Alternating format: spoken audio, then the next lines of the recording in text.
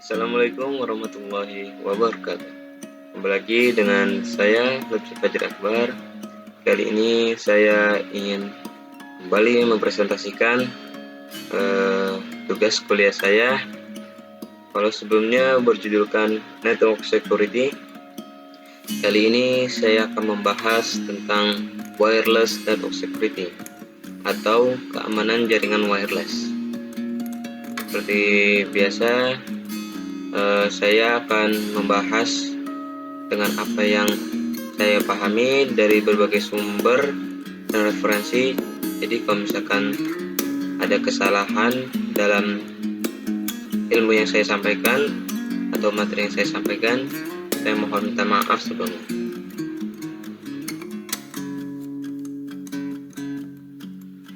Jadi yang dimaksud dengan wireless network itu, ia merupakan jenis jaringan yang memungkinkan perangkat-perangkat seperti komputer, notebook, handphone, PDA, dan lain-lain menggunakan teknologi wireless atau tanpa kabel.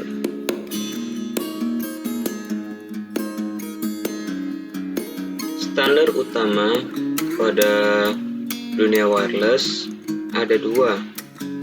Yang pertama ada 802.11 dan yang kedua adalah 802.16. 802.11 menggambarkan arsitektur wireless LAN atau Local Area Network. Pada 802.16 menggambarkan arsitektur wireless MAN yang lebih luas daripada LAN. MAN ini merupakan Metropolitan Area Network.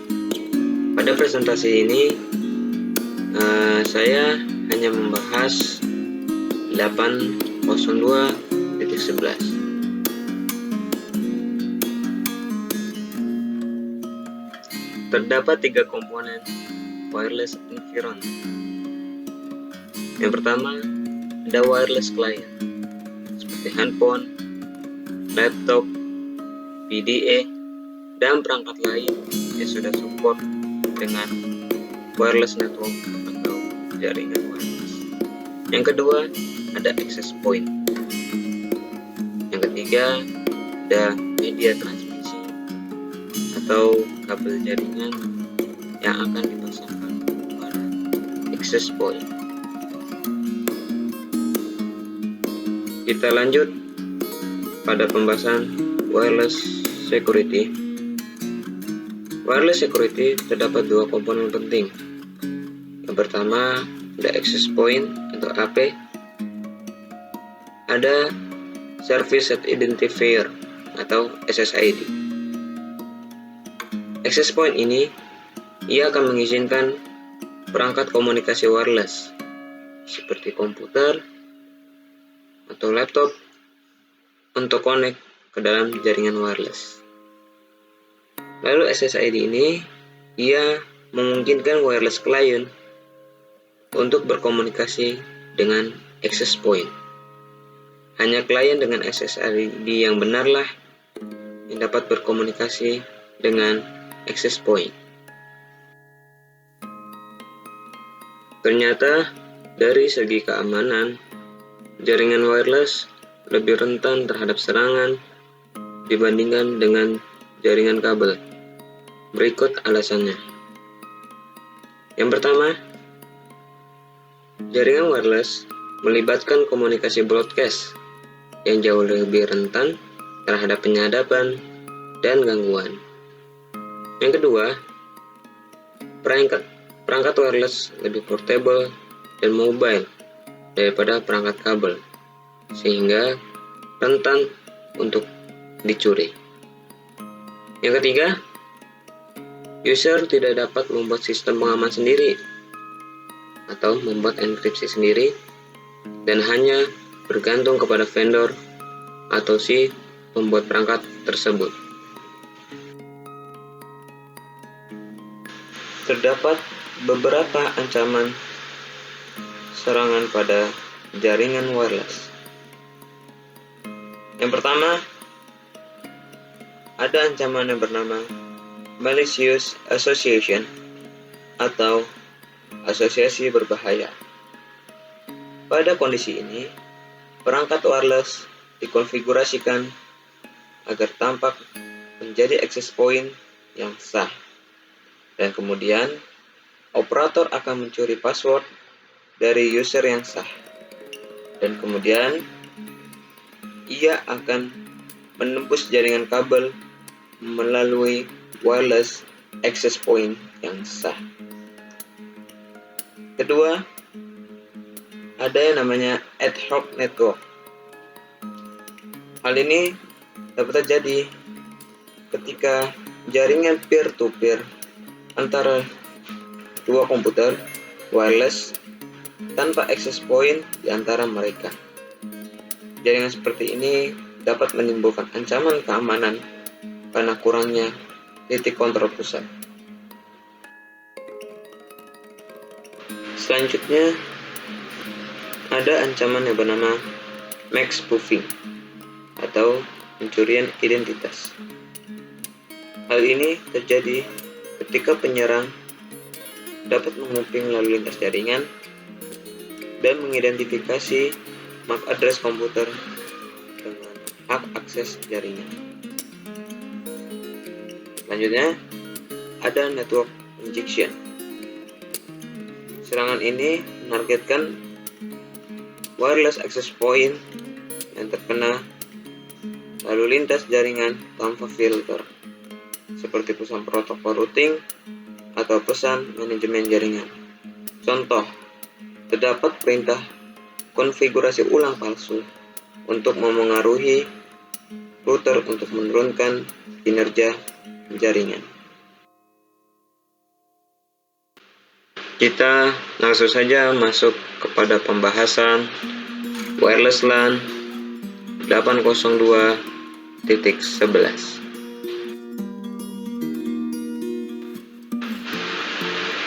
Pada pembahasan keamanan wireless LAN 802.11, saya akan membahas beberapa pembahasan.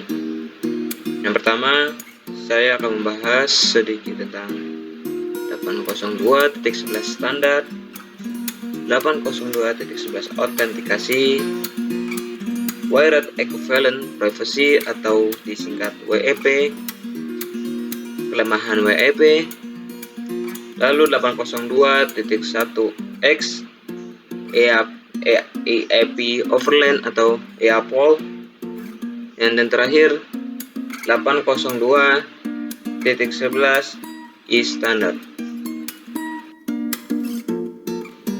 Oke, pertama kita masuk pada pembahasan 802.11 standar.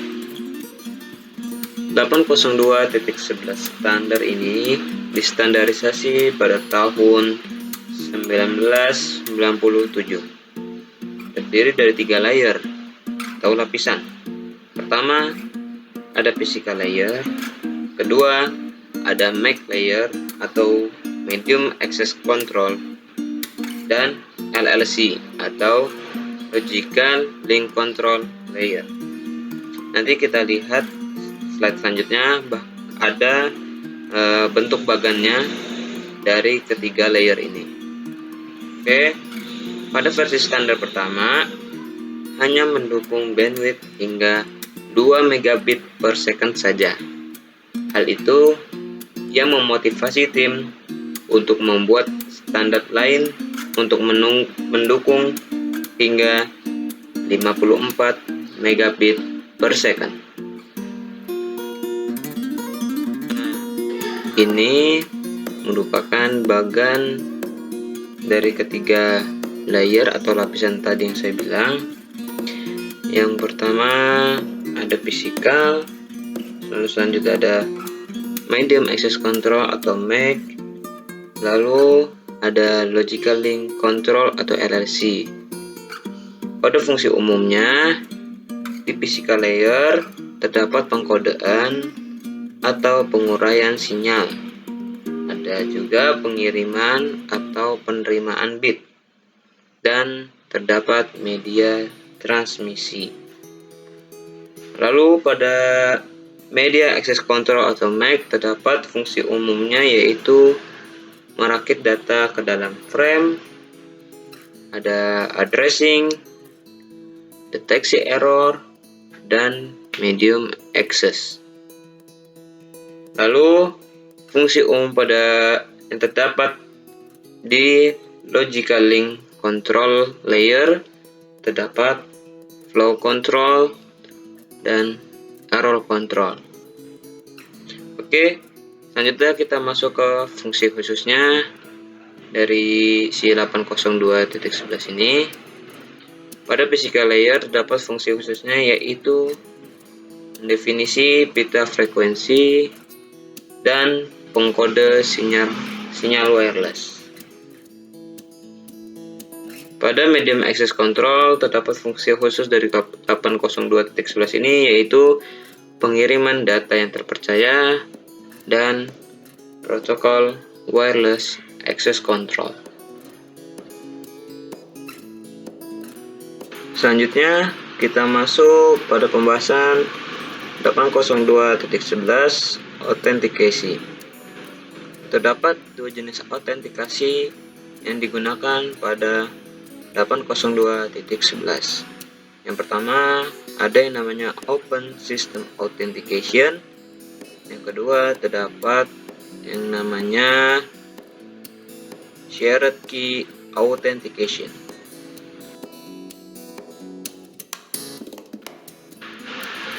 Open System Authentication atau autentikasi sistem terbuka merupakan protokol autentikasi standar untuk 802.11 standar. Open System Authentication ini terdiri dari permintaan sederhana yang berisikan station ID dan respons autentikasi yang berisi data berhasil ataupun gagal. Setelah autentikasi berhasil, kedua station dianggap saling mengautentikasi.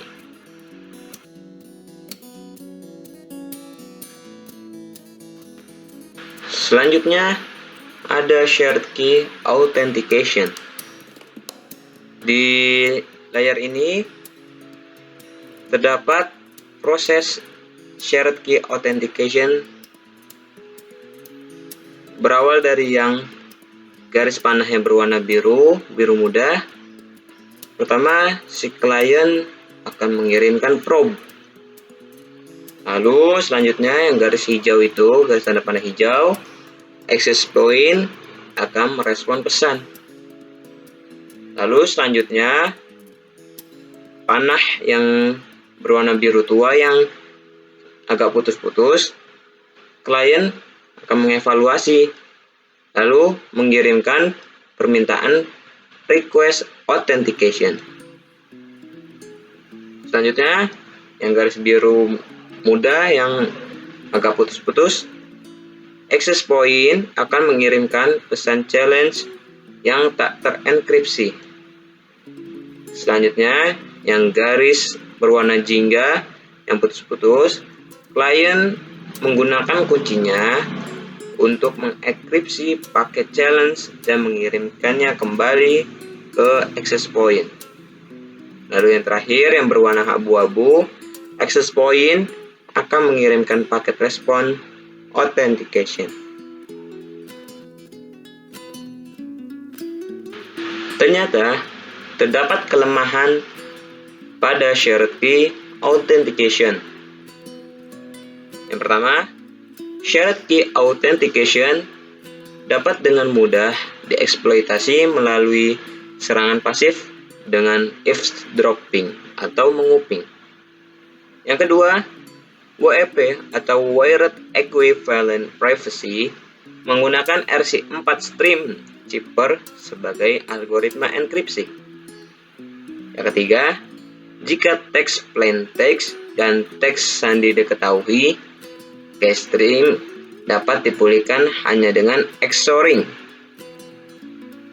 Akibatnya, penyerang dapat diautentikasi ke access point.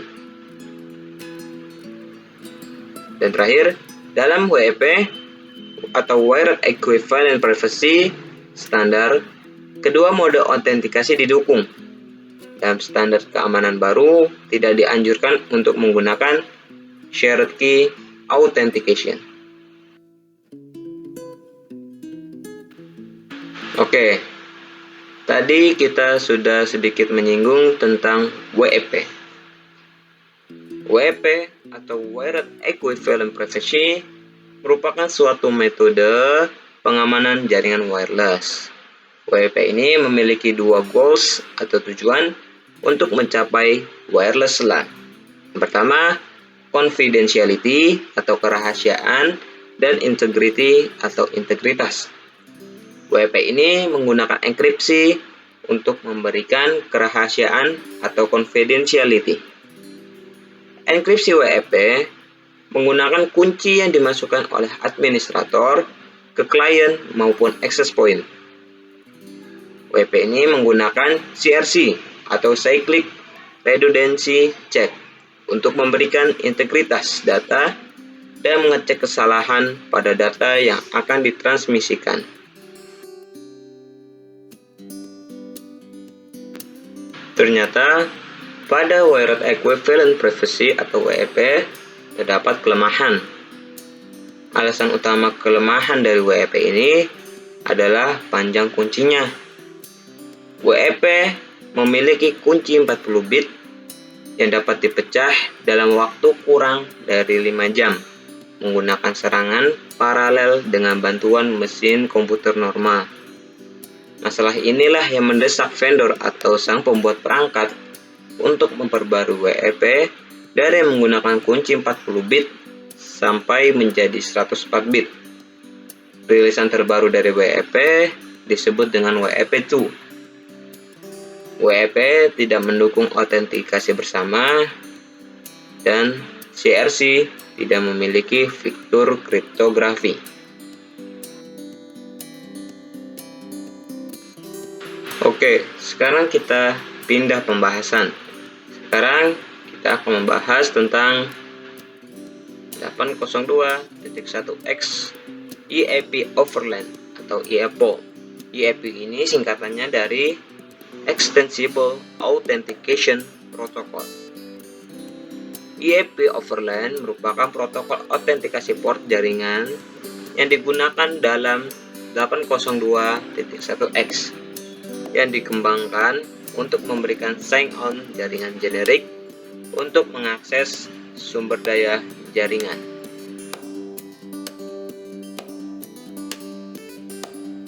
Pada kerangka 802.1x mendefinisikan 3 port atau entitas. Yang pertama, pemohon. Yang kedua, authenticator. Yang ketiga, server autentikasi. Pemohon ini dalam artian adalah klien. Klien akan memohon diautentikasikan akses ke sumber daya jaringan dengan menghubungi si autentikator. Nah, autentikator ini dalam artian merupakan access point. Dia akan menghubungkan pemohon ke jaringan kabel. Lalu, pemohon itu akan diproses autentikasinya oleh server autentikasi dari pemohon berdasarkan kredensial mereka. Sekarang kita masuk pada pembahasan 802.11e standard. 802.11e standard security seharusnya menjadi solusi terakhir untuk masalah keamanan wireless.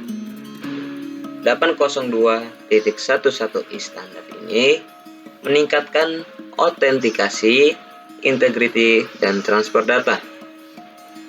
Setelah rilis versi finalnya, spesifikasi lengkapnya dinamai WPE2. 802.11i meningkatkan 802.11 dengan menyediakan RSN atau Robust Security Network dengan dua protokol baru, yaitu four-way handshake dan group key handshake. Oke, sekarang kita akan membahas terlebih dahulu four-way handshake. Gambar yang ada di sebelah kanan ini merupakan proses dari four-way handshake. Sebelumnya saya akan memberikan keterangan-keterangan maksud dari apa itu FP, STA, dan lain-lainnya. FP merupakan access point, STA merupakan client station, PTK merupakan pairwise transient key 64 bytes, dihasilkan dengan menggabungkan PMK, IP nonce atau enonce, STA nonce atau snonce, alamat IP MAC dan alamat MAC STA. Produk kemudian dimasukkan melalui fungsi pseudo random. GTK atau Group Temporal Key 32 bytes digunakan untuk mendekripsi pesan multicast dan broadcast. Dan MIC atau Message Integrity Code atau kode integritas pesan. Jadi AP atau access point mengirimkan nilai nonce ke STA, nonce melalui announce. Klien sekarang memiliki semua atribut untuk membuat PTK. STA mengirimkan nilai non-nilai sendiri melalui snonce ke AP bersama dengan MIC atau Message Integrity Code, termasuk autentikasi yang benar-benar message authentication dan integrity code. AP mengirimkan GTK dan nomor urut bersama dengan MIC lainnya. Nomor urut ini akan digunakan dalam multicast atau frame broadcast berikutnya, sehingga STA penerima dapat melakukan deteksi basic replay. Lalu STA akan mengirimkan konfirmasi kepada AP atau access point. Oke, setelah four-way handshake ada yang namanya tadi group key handshake.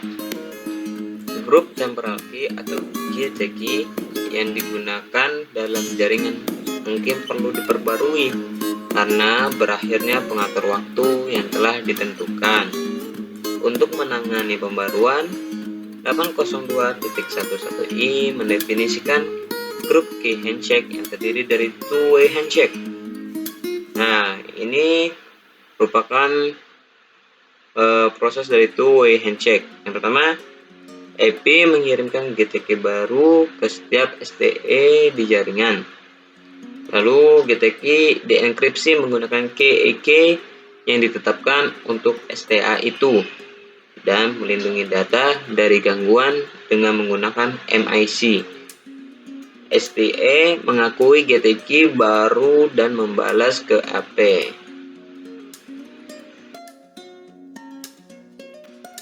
Oke, kita lanjut pembahasan 802.11i. Jadi, untuk meningkatkan transfer data, 802.11i menetapkan 3 protokol.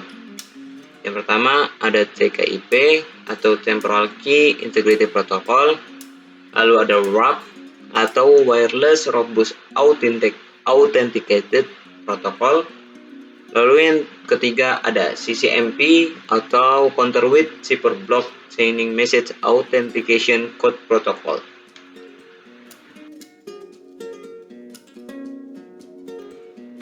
TKIP atau Temporal Key Integrity Protocol didesain untuk menggantikan WEP tanpa mengubah atau mengganti perangkat kerasnya. TKIP menjadikan per packet key mixing atau pencampuran kunci per paket, pemeriksaan integritas pesan, dan mekanisme penguncian kembali. TKIP memastikan bahwa setiap paket data dikirim dengan kunci enkripsi. Selanjutnya ada WARP atau Wireless Robust Authenticated Protocol. WARP adalah implementasi LAN atau Local Area Network dari enkripsi AES atau Advanced Encryption Standard. WARP ini memiliki masalah kekayaan intelektual, di mana 3 pihak telah mengajukan paten. Masalah ini menyebabkan IEEE untuk menggantinya dengan CCMP.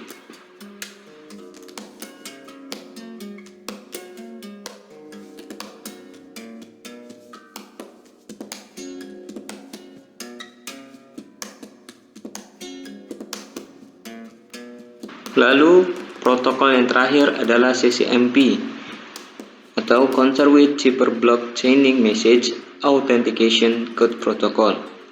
CCMP ini dianggap sebagai solusi optimal untuk transfer data aman di bawah naungan 802.11i.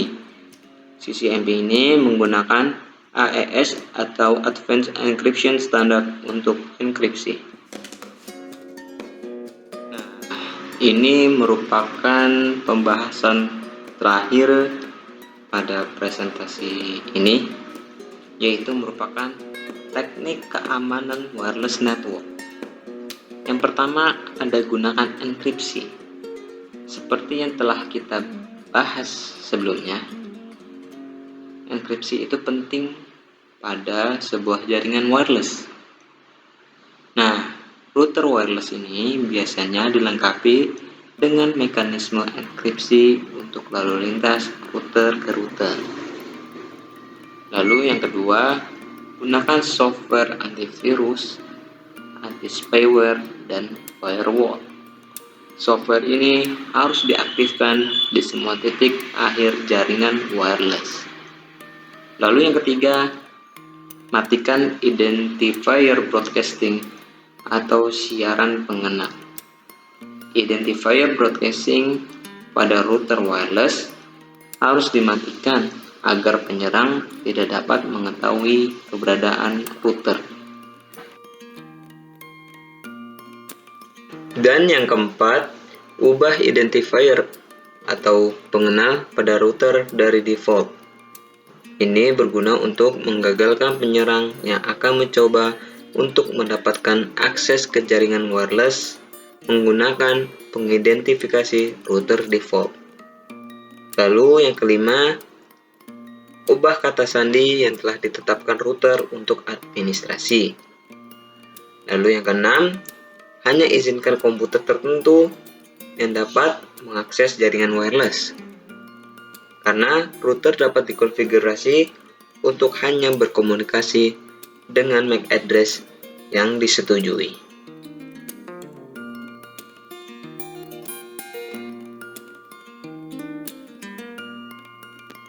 Oke, selesai sudah jumpa kita kali ini. Terima kasih yang telah menonton video saya. Kurang lebihnya mohon maaf apabila ada ilmu atau materi yang disampaikan salah. Tolong dimaklumkan karena saya juga seorang pembelajar yang memiliki keterbatasan ilmu. Sekian dari saya. Assalamualaikum warahmatullahi wabarakatuh.